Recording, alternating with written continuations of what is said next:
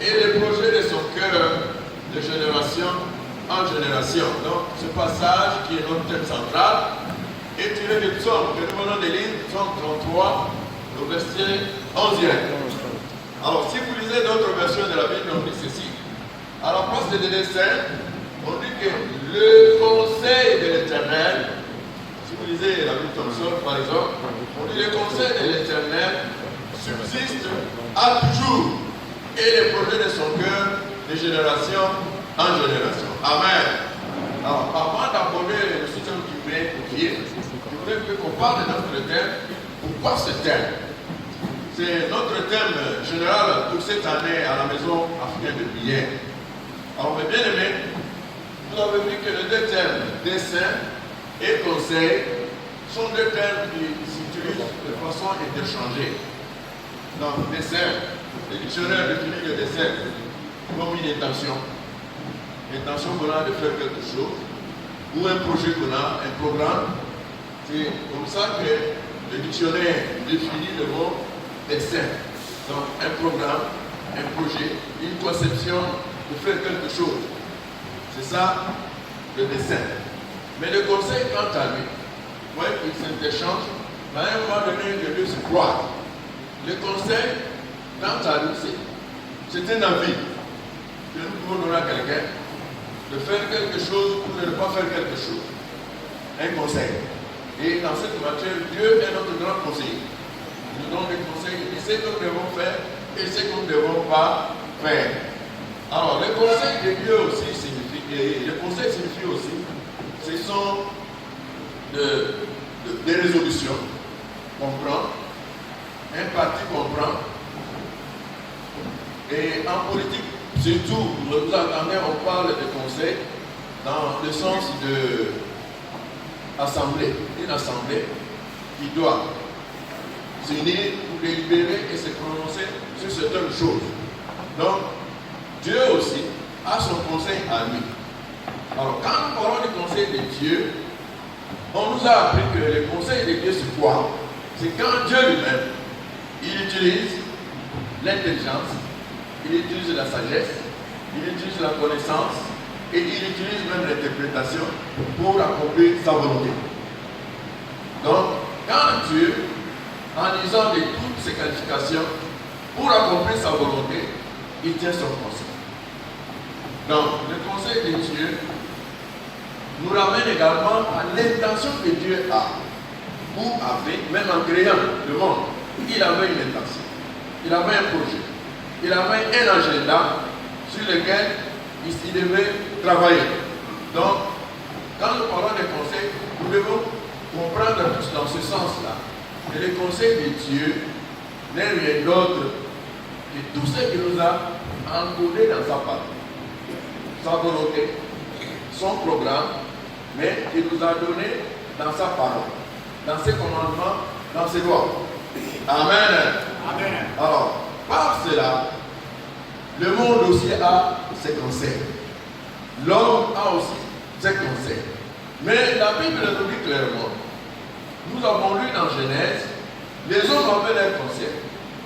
À l'époque de Nimrod, ils voulaient instituer un monde à eux, un monde sans Dieu, un monde sans loi de Dieu. Alors nous avons vu que devant une situation pareille, une rébellion pareille, excusez-moi, alors devant une situation pareille, Dieu s'est levé.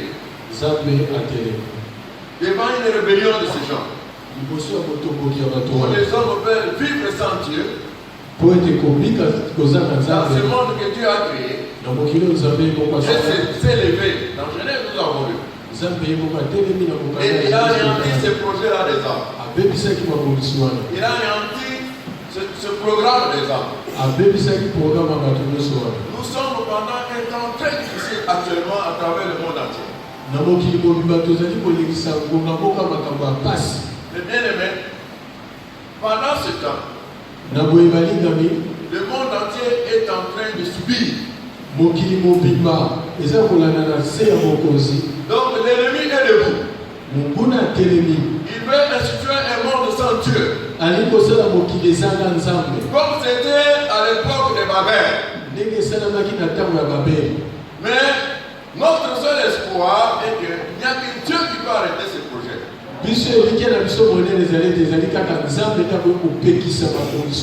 Quant à son projet à lui, personne ne peut arrêter. Ils peuvent combattre, mais personne n'arrêtera le dessein de Dieu. Voilà pourquoi pendant ce temps difficile, nous devons continuer à croire à notre Dieu. Nous devons continuer à prier. Parce que Dieu a le dernier mot. La Bible nous dit dans Michée 4, je crois 1 à 2. 4, 1 à 2. 4, verset 1.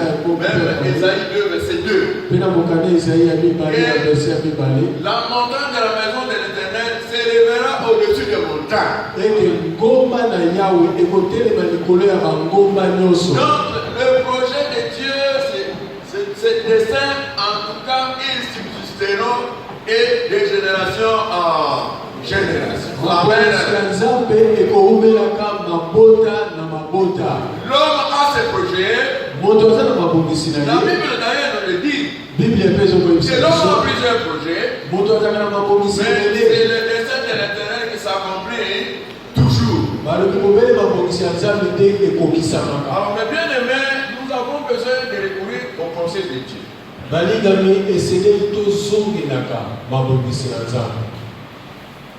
Quand nous recourons au conseil de Dieu, nous faisons sa volonté et nous sommes les grands bénéficiaires. Alors, bien aimé,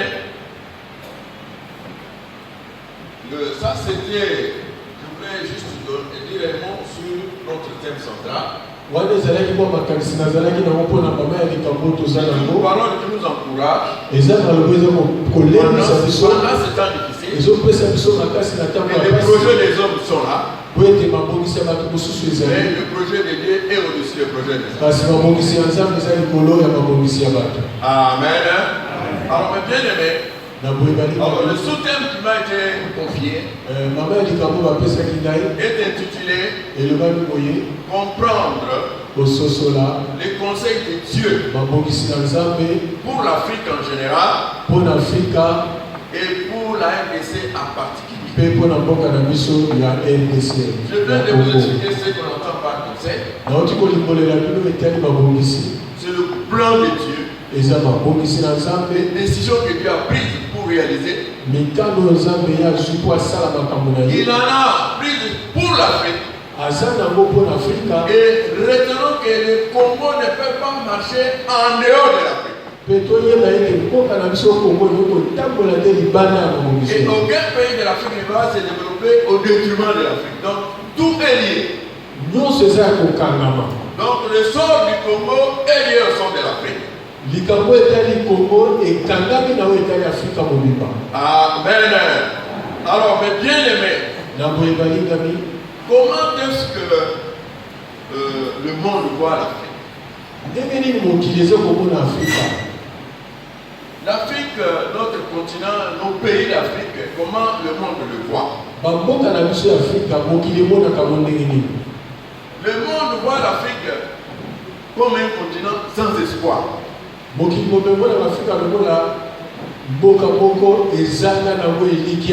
Un trou noir. Un pays où il n'y a que des maladies endémiques et épidémiques.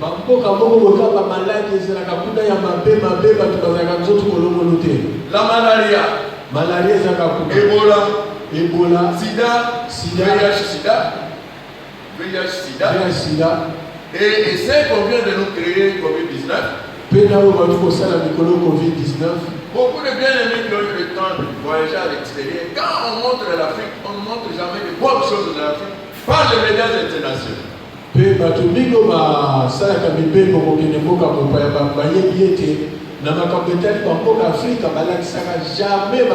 On doit montrer la famine, on doit montrer les guerres, on doit montrer toujours la souffrance.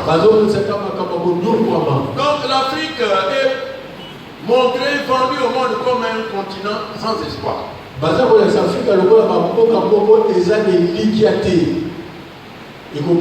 monde voit l'Afrique comme un puisoir là où on peut venir prendre et amener.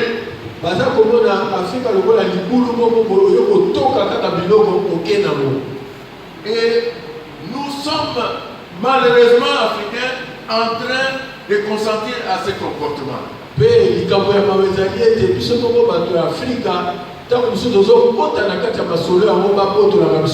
croyons plus à ce que ces gens-là disent. Mais nous ne croyons pas à ce que Dieu dit de l'Afrique. Dieu a un agenda avec l'Afrique. Si nous parcourons la Bible, en commençant même au commencement, si le terme Afrique n'est pas, c'est un terme très récent, il est nouveau. C'est un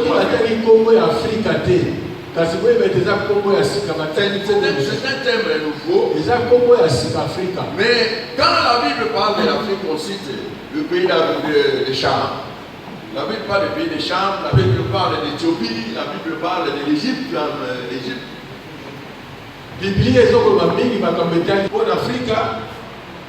Alors, mais si nous regardons, nous lisons la Bible, nous verrons que Dieu a fait participer l'Afrique à son projet, à son programme. En dehors d'Israël qui est très cité, l'Afrique est aussi citée dans la Bible. Si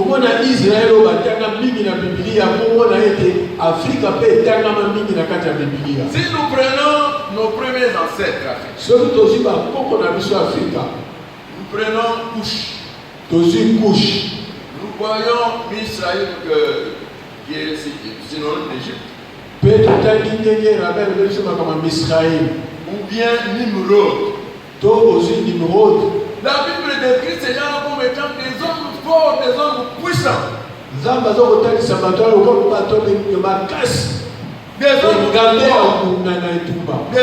fameux, des hommes puissants. Quelqu'un comme Nimrod. La Bible le décrit. C'était un vaillant chasseur.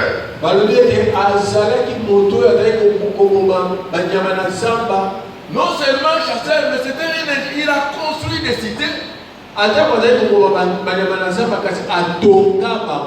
Il a construit beaucoup de villes dans la Bible, y compris Babel que Dieu vient de détruire. Il a construit même Ninive. Donc c'était des gens forts. Alors bien aimé, l'Afrique a sa place auprès du conseil de Dieu. Dieu a beaucoup investi en Afrique. Tout à l'heure, je ne sais pas si c'était le cordon ou le rabbin, quelqu'un a dit que l'Afrique est le grenier de Dieu. Et quand nous voyons tout ce qu'il y a en Afrique, ça se retrouve aussi en RDC, notre pays. Mais pourquoi Dieu a mis toutes ces richesses en Afrique et en RDC? Est-ce que c'est pour rien ou bien il a un projet avec l'Afrique et la RDC? Amen. L'Afrique s'est illustrée de tous les autres continents que nous avons actuellement. L'Afrique, c'était le continent hospitalier. Africa ekeseni na bamboka mosusu oyo ya mokili po ete biso na kati ya Afrika toyebi koyamba. Vous voyez comment notre pays, la RDC, est un pays hospitalier. Bozomona ndenge mboka na biso ya Congo eyebi koyamba bato. C'est un nom que Dieu a donné à l'Afrique, a donné à la RDC. Ezali likambo Nzambe apesa na Afrika pe apesa na mboka na biso ya Congo. Pendant que dans le monde entier ici, la vie de notre Seigneur Jésus était menacée. Dans mokili mobimba oyo ya Nzambe, tango bombo ya Yesu Kristo ezalaki kokende na likama. Hérode cherchait à tuer l'enfant Jésus. Hérode azaki kokoboma Yesu Kristo. Où était l'Hérode? Où était l'Amérique pour préserver? C'est l'Afrique qui a offert la sécurité à notre Seigneur Jésus. Est-ce que c'est un fait de hasard? Dieu va faire fuir son fils, quitter tous ces continents pour venir être préservé en Afrique.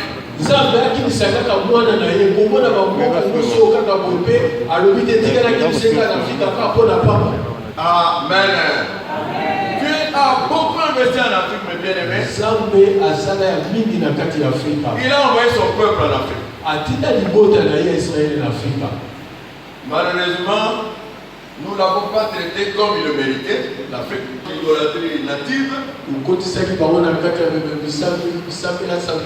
On leur a pris la sorcellerie et toutes ces mauvaises choses. Mais une chose, et qu'à la sortie de ce peuple de Dieu de l'Afrique, l'Afrique l'a béni. Ils sont sortis avec beaucoup de richesses. Sortis de l'Afrique. Dieu, tout ce qui se fait était arrêté par son conseil.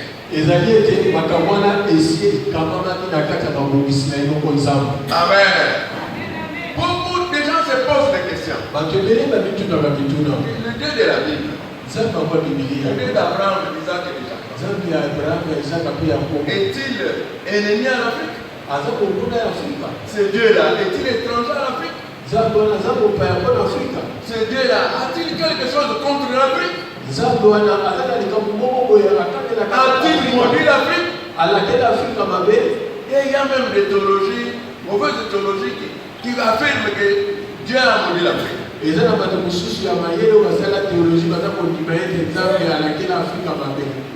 Quand nous lisons la Bible, effectivement nous sommes les descendants des Cham, un des enfants de Lot. Des Noé, pardon, des Noé. Nous connaissons l'histoire. Comment cet enfant a vu la nudité de son père. Son papa, au lieu de le maudire l'enfant, il a maudit son petit-fils. Ce n'était pas tous les petits-fils que Dieu avait maudits, mais il a maudit un de ses petits-fils. Il s'appelait Canaan. Si vous faites l'exégèse de la Bible ici, vous verrez que ce peuple n'a jamais habité l'Afrique.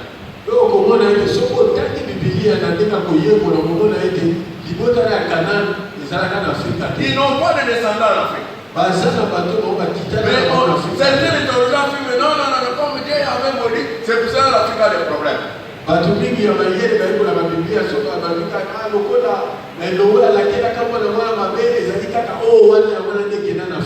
Si nous parcourons la Bible, nous verrons que les Africains ont participé même au plan rédemptif de Dieu pour le monde.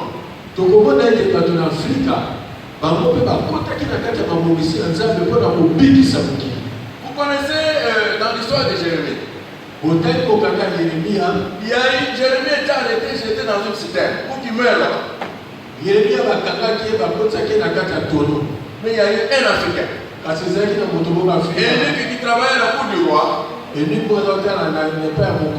Cet homme a fait une intervention pour sauver la vie de Jérémie.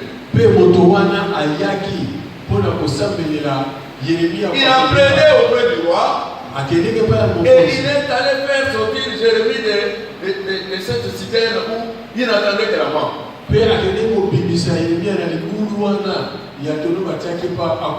étaient les autres mondes entiers pour faire ce travail? Pourquoi Dieu va faire la peine à un Africain?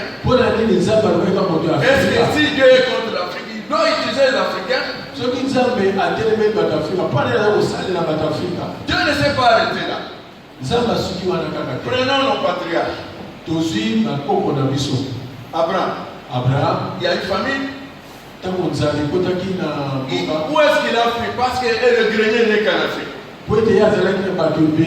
Il est venu se réfugier en Afrique. Et quand il est sorti de l'Afrique, est-ce qu'il est sorti même vite? L'Afrique est hospitalière. Abraham a été béni. Il est rentré avec beaucoup de richesses venues de l'Afrique. Amen. Ça ne s'est pas arrêté là. L'histoire de la Bible est longue. Les enfants d'Israël en Égypte même. Nous voyons quelqu'un comme Moïse. Qui a donné à Moïse la femme? Ce n'est pas l'Afrique. Pourquoi Dieu va autoriser quelqu'un qui l'a utilisé comme Moïse d'épouser une Africaine? S'il n'a rien à faire avec l'Afrique. Joseph. Qui a donné à Joseph la femme? Ce n'est pas l'Afrique.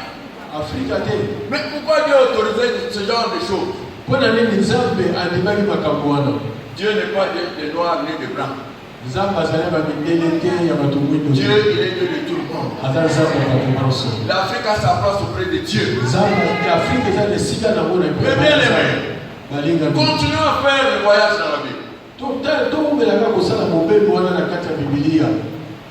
L'évangile pur qu'il a reçu pour la première fois dans toutes les races du monde.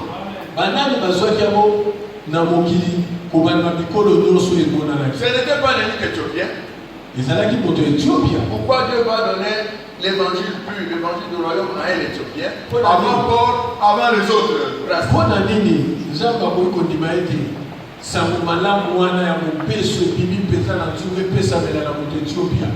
Amen. Bien aimé. Beaucoup de passages dans la Bible disent que Dieu attend des offrandes qui doivent venir de Sheba, de l'Afrique.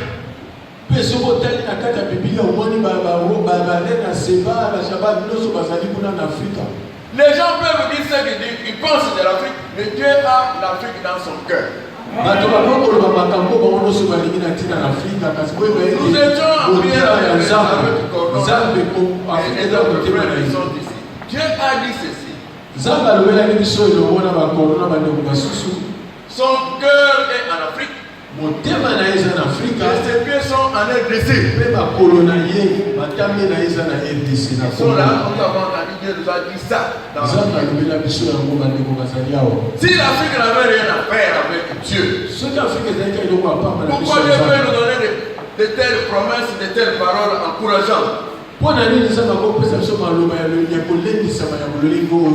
bien aimé, la première église missionnaire d'Antioche avait un leadership, des dirigeants de cette église-là. Il y avait dans ce leadership-là deux noirs. Vous le connaissez dans Acte 13. Nous avons Lucius qu'on a appelé Niger.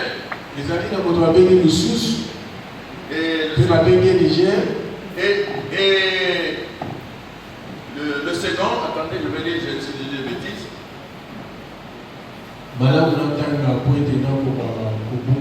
Alléluia. Alors, donc dans ce leadership-là, il y avait des noirs, deux noirs.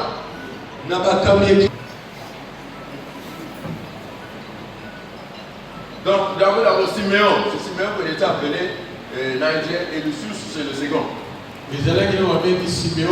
Donc, Siméon appelé Niger, et Lucius, les Sirènes. Les Sirènes, c'est en Libye. Bon, dans cette première-là, église, dans le leadership où il y a deux noirs.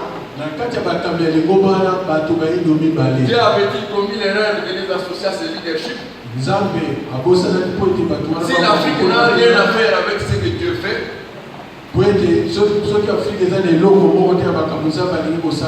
amen.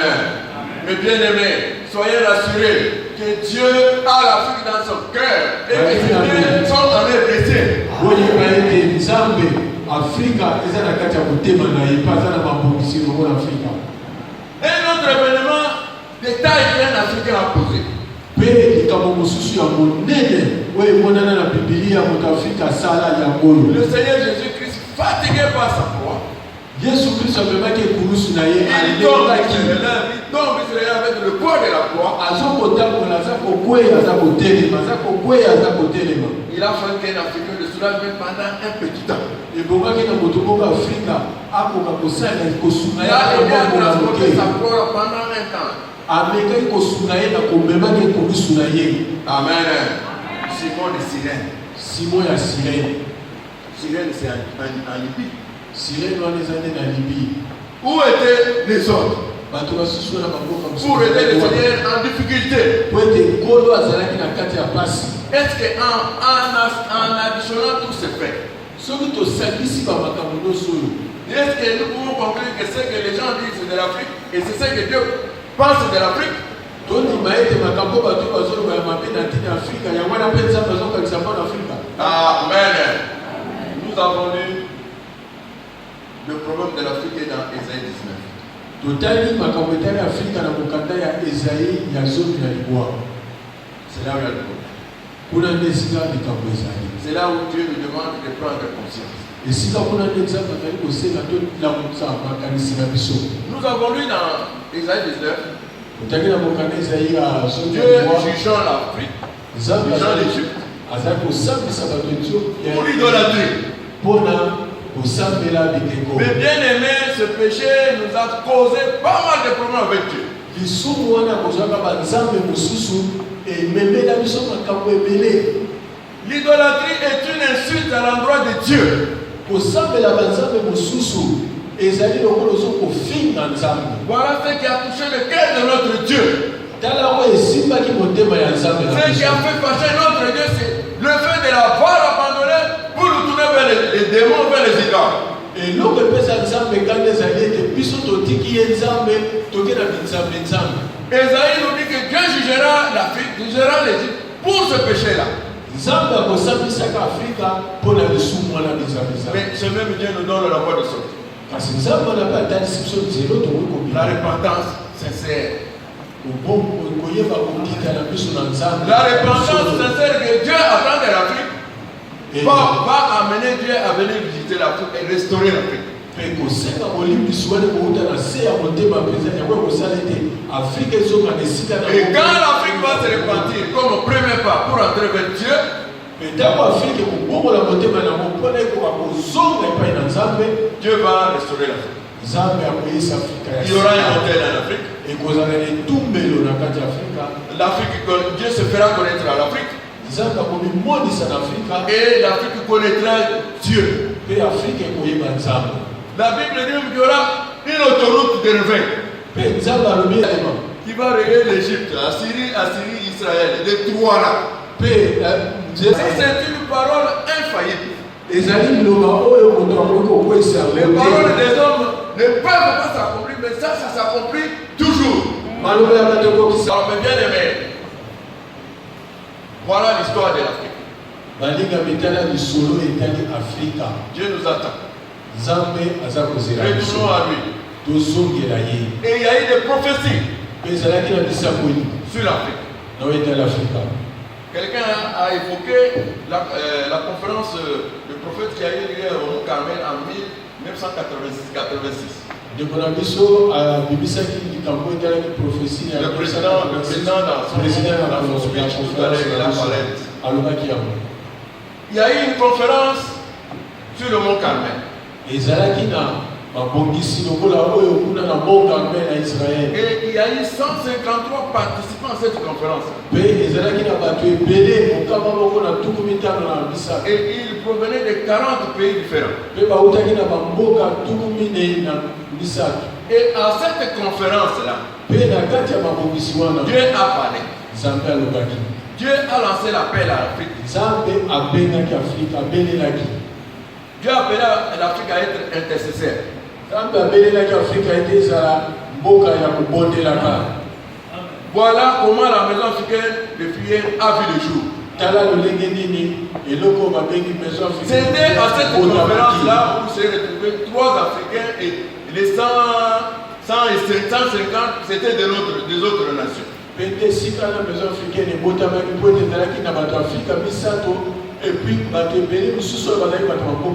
Dieu a lancé l'appel à l'Afrique. Et il y a eu un frère, Lance Lambert, qui a eu une vision, qui a donné une prophétie que Dieu a donnée.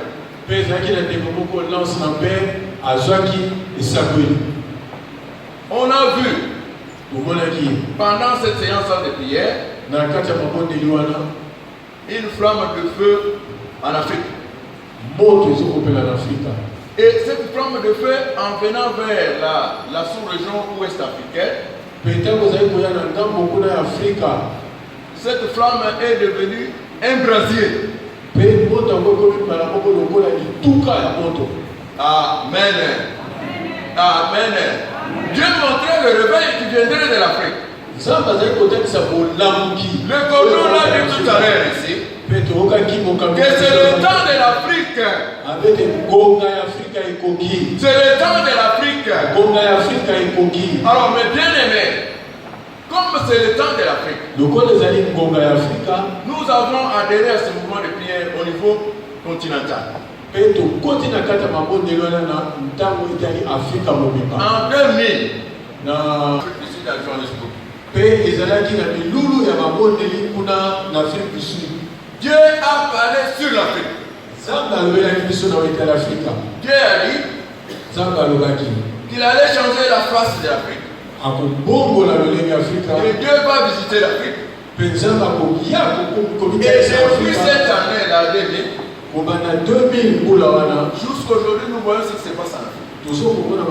Et nous voyons que Dieu est derrière sa parole pour son accomplissement. Amen. 5 ans après, c'était au Cap Town, en Afrique du Sud. Une autre conférence de la maison africaine de prière. Dieu parlera encore pour nous rassurer qu'effectivement il entend nos prières. Et cette fois-là, il va dire ceci. Les portes de l'Afrique, longtemps fermées pour l'idolâtrie que nous décrivons, sont ouvertes. Les portes de l'Afrique longtemps fermées pour l'idolâtrie sont ouvertes. Dieu les a ouvertes.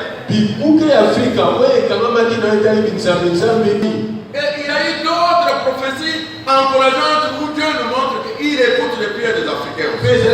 Pour conclure, je devais parler du plan de Dieu, des saints de Dieu pour l'Afrique. Ceci ne peut pas se trouver dans les paroles des hommes. Ça se trouve que dans sa parole. J'ai parcouru avec vous comment Dieu a fait passer à chaque action qu'il a menée dans le monde. Les Africains ont été partisans à ces actions.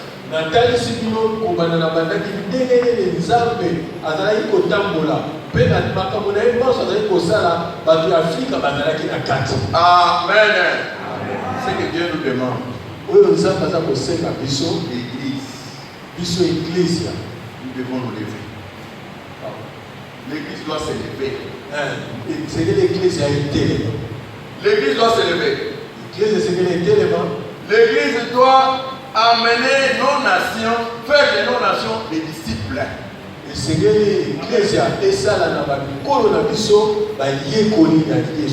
L'église, au lieu de faire des nations des disciples, l'église perd le temps à faire des fanatiques.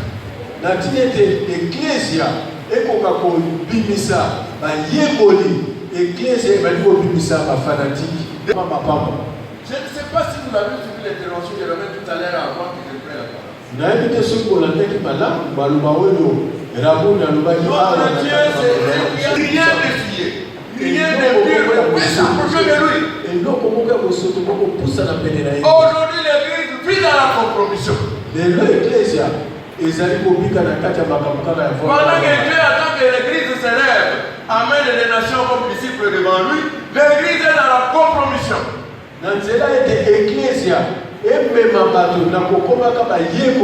kasi ezokota na misala sala. Les Congolais vont freiner le développement de l'Afrique. bato biso bato ya Congo toza kopekisa ete Afrika ekoka kokenda Donc le liboso. décollage doit venir d'ici. Afrika po ekenda liboso esengeli ebanda awa na C'est dans Congo. cette salle ici que nous avons reçu 2 sœurs et un frère qui sont venus du Kenya pour nous amener un message que Dieu a donné à cette nation. ezalaki kaka na ndako oyo na kati ya esika oyo bandeko bautaki na mboka Kenya bamemelaki biso esakweli awa. Que Dieu fait que la RDC s'élève comme leader. nzambe alingi ete mboka na biso ya Congo eza lokola mutu ya train. Alléluia. Et qui doit s'élever. Pe banana C'est vous qui avez compris ces choses. bino bozososola Vous qui makambo marchez dans la grâce de Dieu. bino bozo kotambola na Dieu kobanga veut que nzambe. vous soyez les instruments qu'il va utiliser pour la transformation de la vie et de nzambe la vie. aza na posa ete asalela bino bozala bisaleli na ye mpona kobongola makambo na mboka mpe na Afrika. Amen. Voici le peu que tu avais préparé pour vous. tala mwa moke oyo ebongisamaki mpona mokolo ya Dieu lelo. vous bénisse. nzambe apambola bino mpona kopesa nzambe wana merci. banda kotambe tolo nzambe tokola kokongo na yo tolo nzambe na ntina ya mabongisi ya nzambe mpona Afrika.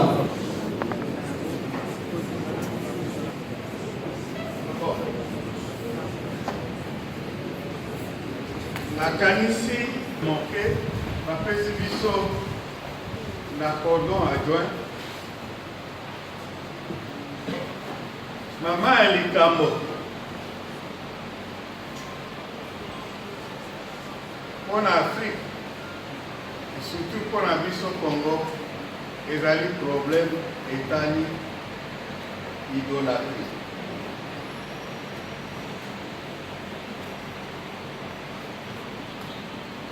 C'est vrai. Toza ba descendant ya Cham. Moto ya liboso kotelemela Nzambe Nimrod aza descendant ya Cham.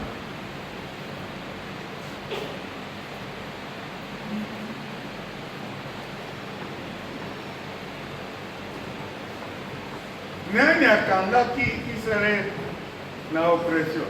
Israel alobi ezali oppression nombreuse.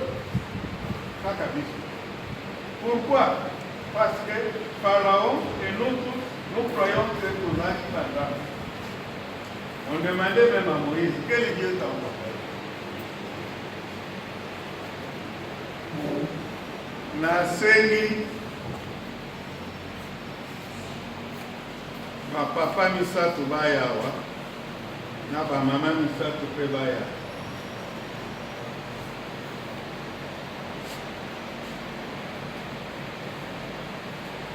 Pas celui qui a le cœur vide, mais qui a le cœur rempli du pardon. Merci. 2 autres.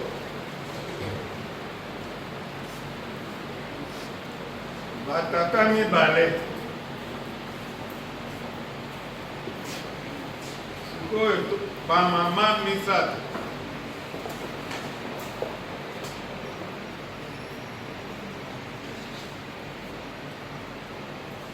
Encore une maman.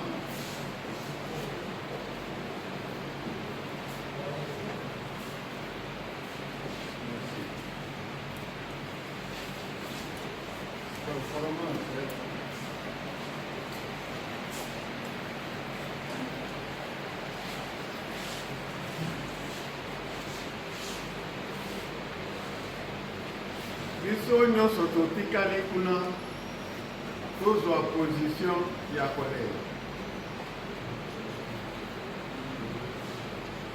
Tozwa position ya kosimilie.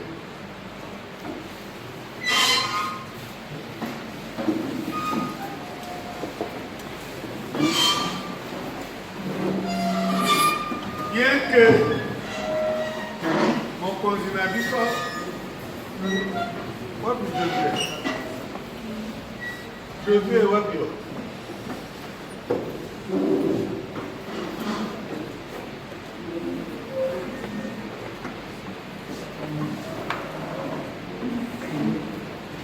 Adédié mboka na Nzambe, on a l'impression que l'idolâtrie est en comata degré.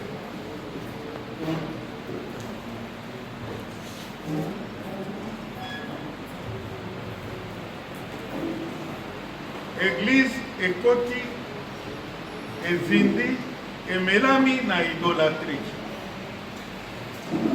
Des pasteurs qui volent la nuit et qui passent le jour nous dire que la nuit ils ont volé.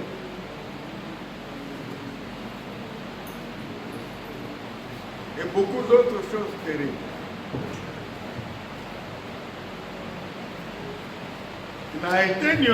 Nous allons prendre le temps pour nous repentir. Ok? Ce qu'on a dit chemise, au petit bouton mabé, hein? Comme vous voulez. Vous pouvez mabé. Mais quand c'est ce qu'on t'a bien, au bouton et le bouton au cani. Hein? Nous allons nous repentir avant tout pour avoir maltraité la prunelle des yeux de Dieu.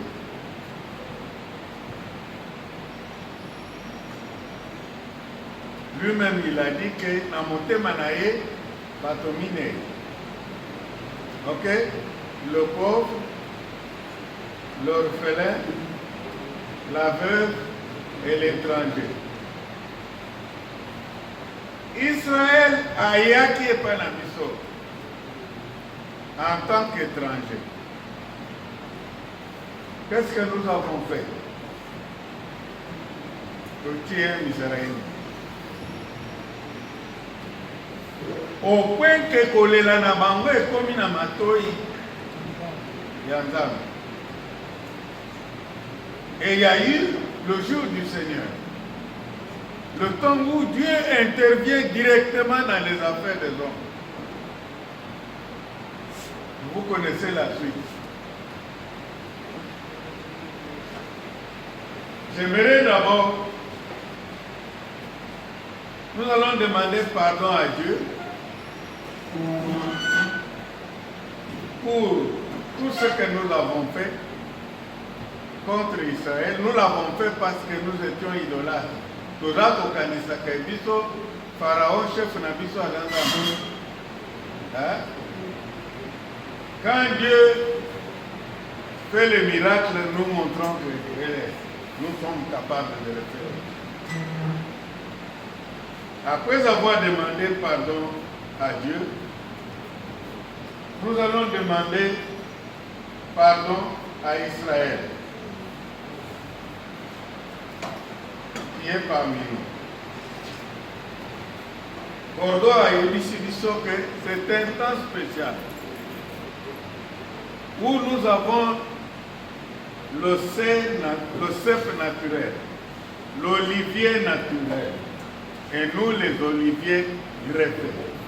Nous sommes ici réunis. C'est un temps prophétiquement très particulier. Du sérieux que nous prendrons à ces choses. Non seulement la RDC, l'Afrique va être délivrée et propulsée dans sa destinée rédemptrice.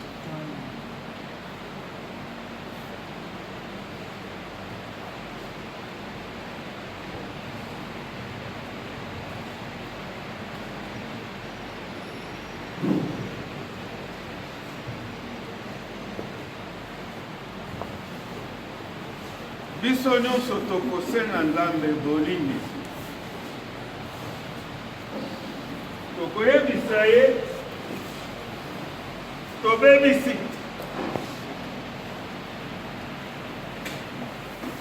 Biso wana premier rebelle contre toi à travers Kambo na biso Nimrod. Biso wana ba rebelle contre toi avec nos chefs.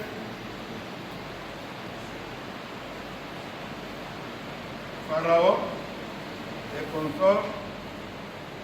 Et les pharaons continuent jusqu'aujourd'hui. Bisowana Tomi Bengi Banzambe awa na Congo. Kadima Mukuna Ebalembonge Oyebi.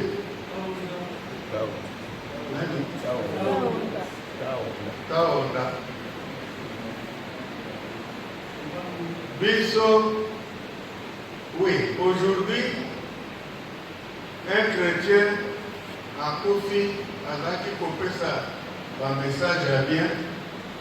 Donc, comme on peut dire qu'il est le Dieu, le Père, il y a rien derrière le Fils, sur lequel est Dieu, je ne sais pas, Saint-Esprit.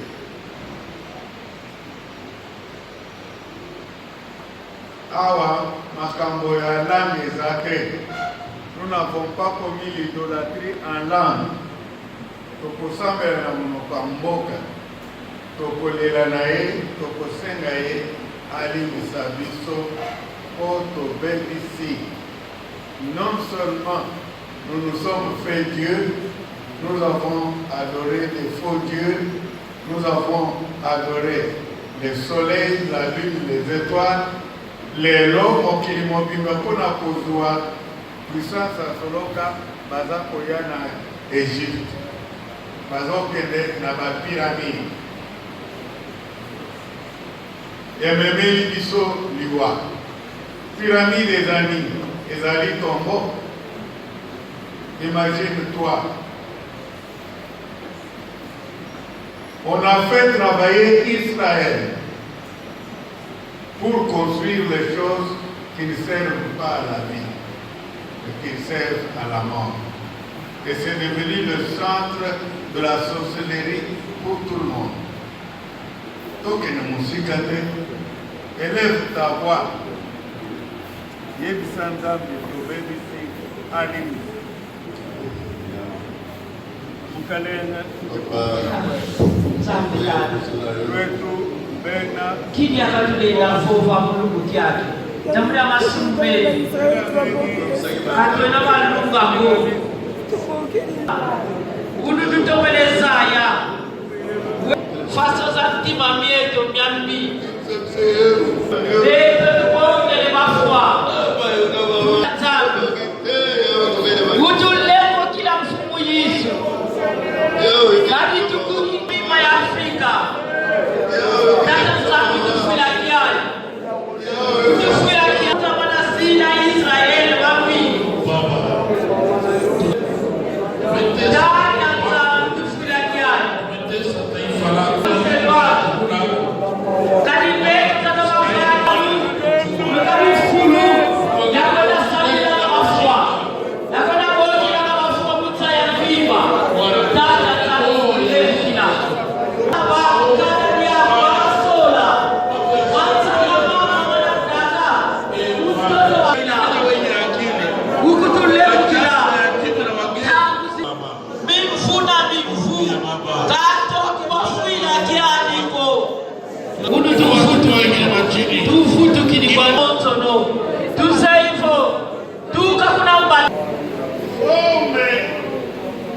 La forme la plus méchante à idolâtrie est l'adoration des esprits des hommes.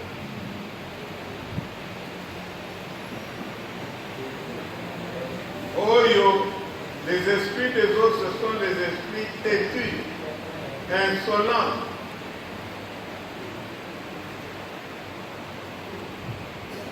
Qui donnent l'orgueil, l'arrogance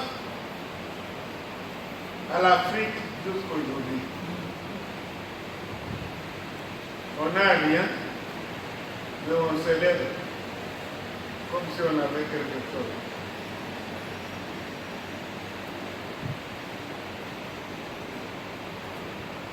Pharaon, on l'a trouvé où? Toujours au bord du Nil.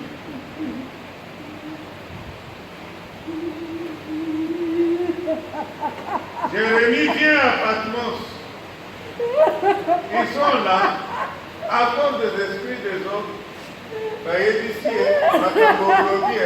Au nom de l'Éternel,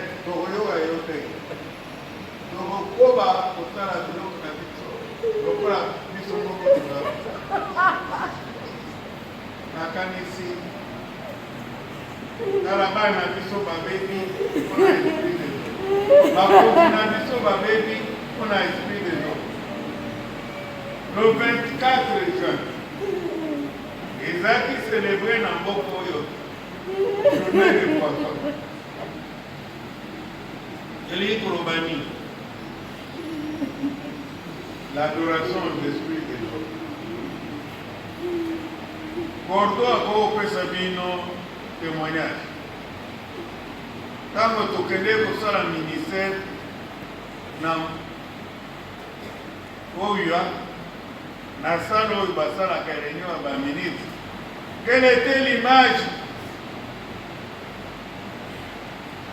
qui trônait là-bas?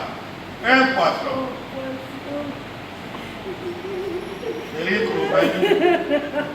Et à côté du poisson, un crapaud. Voilà. Bongo. Zambe, okela mai. Biso to baloli, biloko mai ekomi nde bakonzi na biso.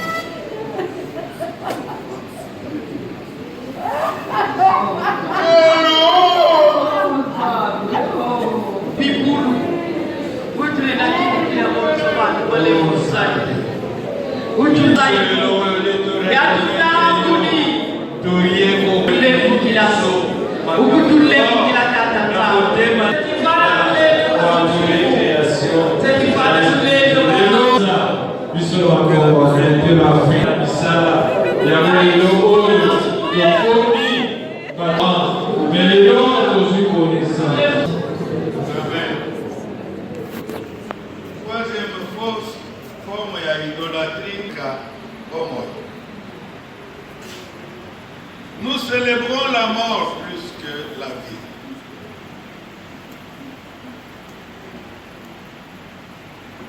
Les cortèges, les matins, 40 jours, premier anniversaire, 20e anniversaire à Iowa, tel et tel. Tout ça, parce que nous sommes rebelles. Dieu nous donne tout pour ce qui concerne la vie et la piété, puis autres vie non. Nos cocos, nos ancêtres, nous adorons la mort, nous célébrons la mort, et la mort ne nous quitte pas. Ma maman, oyo baza na salo nayoka bonganga tala bana na biso nde bakubi bakunda ebembe. La jeunesse ménage, c'est celle qui transporte les cercueils, c'est celle qui commande au deuil. La jeunesse congolaise, ceux qui doivent porter l'héritage, ceux qui doivent...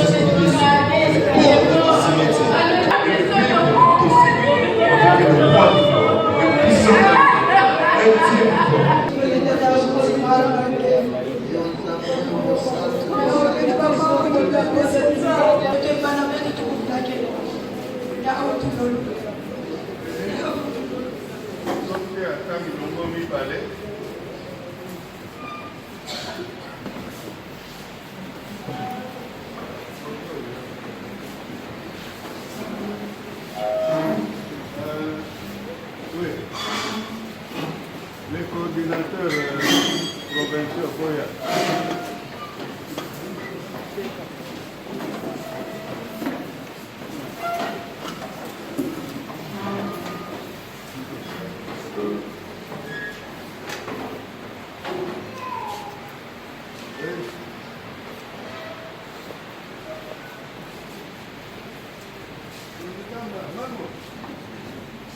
Israël. C'est avec honte que nous venons aujourd'hui au nom de Jésus-Christ qui nous a appelés et qui nous a greffés sur toi. Nous venons te dire pardon. Nous t'avons molesté. Nous t'avons opprimé. Pendant que tu travaillais pour construire la grande civilisation égyptienne, nous t'avons affamé. Nous avons même programmé de tuer les petits, les garçons. Nous t'avons poursuivi. Nous n'avons même pas eu peur de Dieu. Et nous de cette nation congolaise, le ventre d'où doit sortir la nouvelle civilisation qui doit gouverner le monde.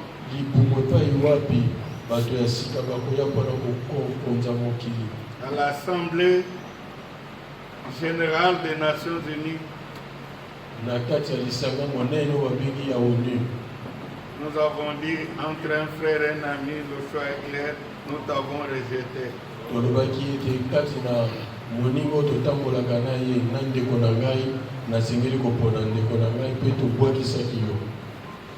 Aujourd'hui, en Afrique,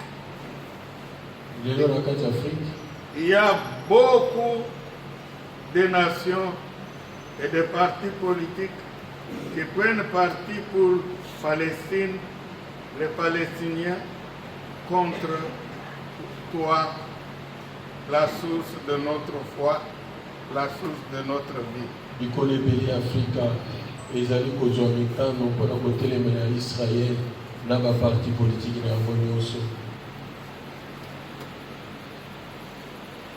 Frère, accepte notre demande de pardon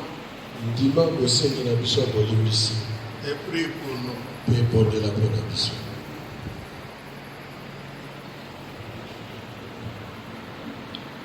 יכופר בריתכם את מוות וחזותכם את שאול לא תקום שוט תפתיע עבור וחייתם לו למרמס. Votre alliance avec la mort sera annulée. Amen. Votre pacte avec le séjour des morts ne tiendra pas. Amen. Quand le déferlement destructeur passera, il ne vous écrasera pas. Amen.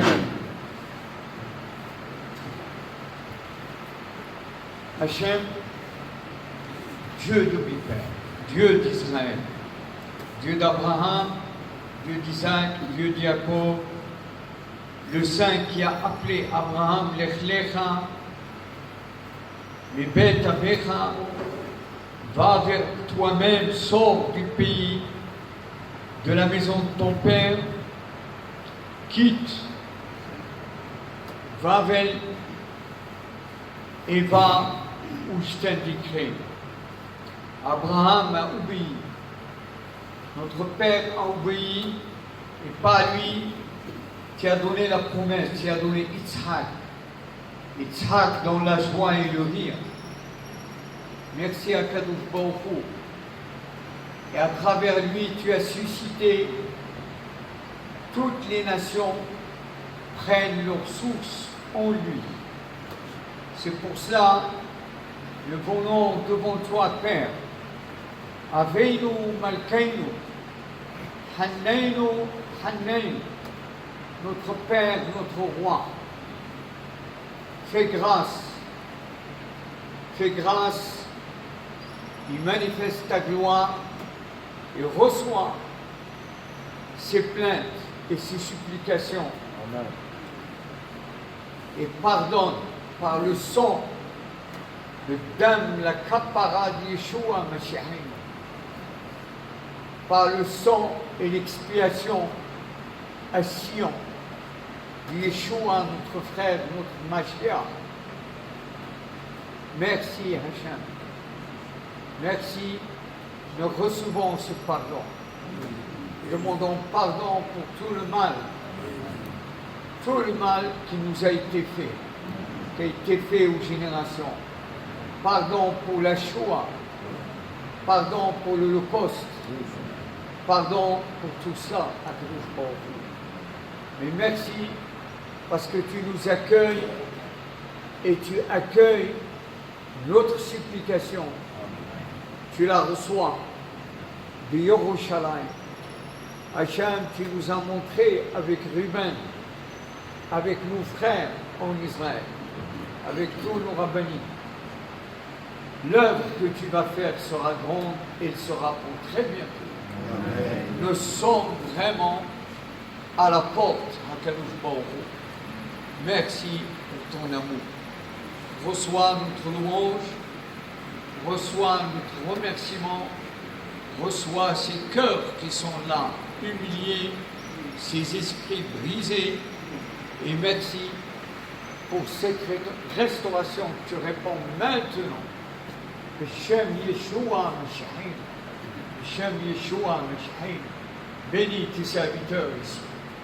Réponds ta grâce sur eux, afin qu'ils soient des éléments inutiles, puisqu'il t'a pas besoin de nous, mais nous ne sommes pas inutilisables. Et ce que tu nous donnes, c'est une grâce que tu leur as fait de servir, de participer à cette œuvre et de greffer le Congo sur Israël, afin que le Congo sorte de l'esprit de mort, de cet esprit destructeur de Shem Yeshua Mashiach.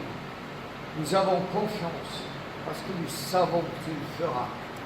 Tu le feras. Amen. Pour la gloire de ton saint nom. Amen. Et l'événement du règne qui est à la porte aujourd'hui. Amen. Amen. Dans Ésaïe 19, il est dit que un autel sera érigé au milieu de l'Afrique. Il y a une colonne à la frontière. Et une autoroute spirituelle s'établira pour relier l'Afrique à Israël et l'Afrique aux descendants d'Ismaël. Et que Dieu viendra bénir en disant: béni soit l'Afrique, mon peuple. Béni soit Assyrie, l'œuvre de mes mains. Béni soit Israël, mon héritage. Réponds à l'acceptation. Même alors.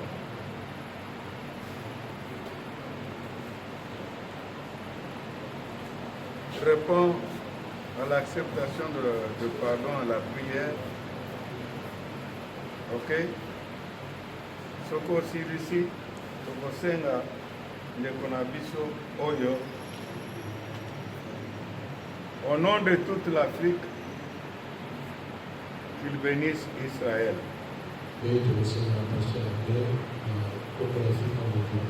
Le Saint-Esprit me met à cœur.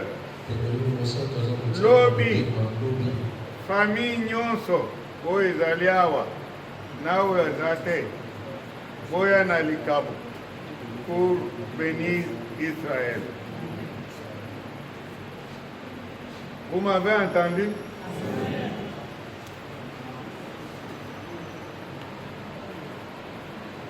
Père éternel, du haut de cet autel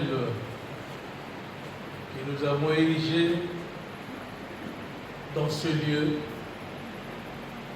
nous venons accepter le pardon de notre frère, ami, Hillel Habib.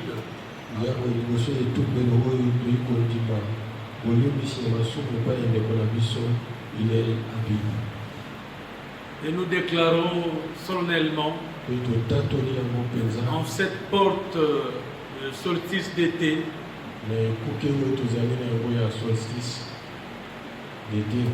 que toutes ces transactions spirituelles que nous venons de faire dans ces lieux soient scellées dans les éléments de la création. Et cela dans le nom puissant de Jésus.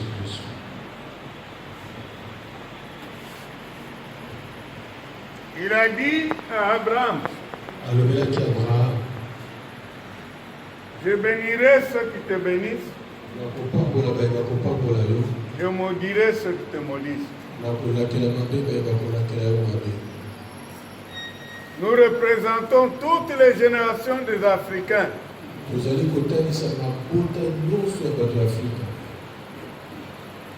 Et par la bouche de notre frère Albert Mbenga,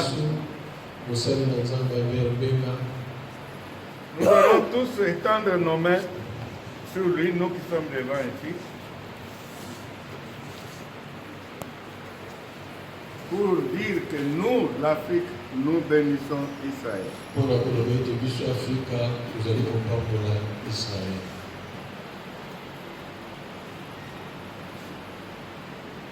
Oui, très Saint-Père, Monsieur des armées, en ce jour, grand Dieu, l'ouverture de cette grande conférence historique,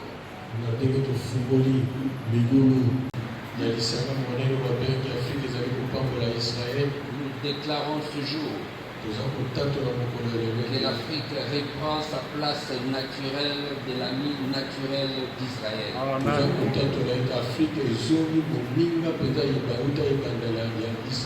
Pour un moment donné, il y a les États-Unis et les autres continents qui ont été toujours à côté d'Israël et l'Afrique était démissionnaire.